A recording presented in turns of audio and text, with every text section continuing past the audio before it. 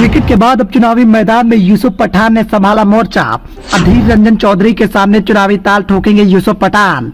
ममता बनर्जी ने चर्चित सीट पर यूसुफ पठान को बनाया उम्मीदवार।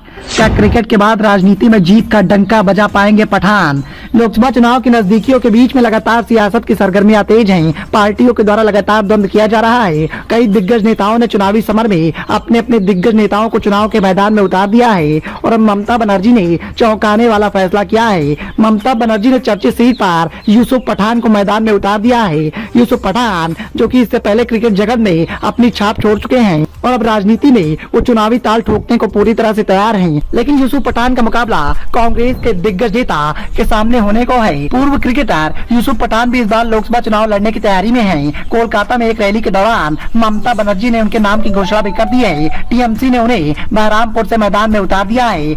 इसी सीट पर कांग्रेस के वरिष्ठ नेता और लोकसभा में नेता प्रतिपक्ष अधीर रंजन चौधरी भी सांसद हैं। कोलकाता में महारैली के दौरान ममता बनर्जी ने साफ कर दिया कि वो लोकसभा चुनाव में कांग्रेस को बिल्कुल भी भाव नहीं देने वाली। उन्होंने 42 सीटों पर अपने प्रत्याशी उतार दिए हैं। इसी सूची में कूच बिहार के जगदीश चंद्र बसुनिया, अलीपुरद्वार के प्रकाश चिक बैरक और जलपाईगुड़ी से निर्मल चंद्र राय, दार्जिलिंग से गोपाला लामा, रायगंज से कृष्णा कल्याणी, मलारनाथ से प्रसून बनर्जी, मलादा साउथ से शहनाज अली रहमान, जंगीपुर से खलील रहमान को टिकट दिया गया है।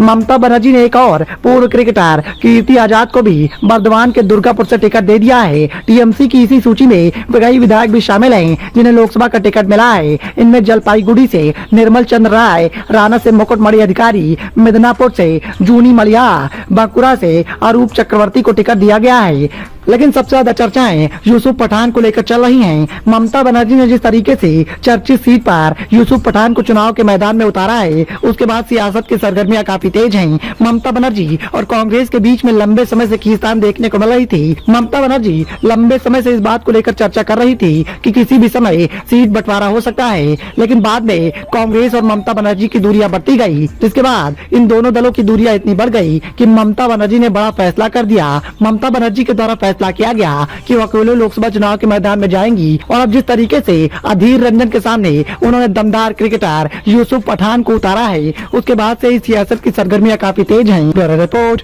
The noise of India.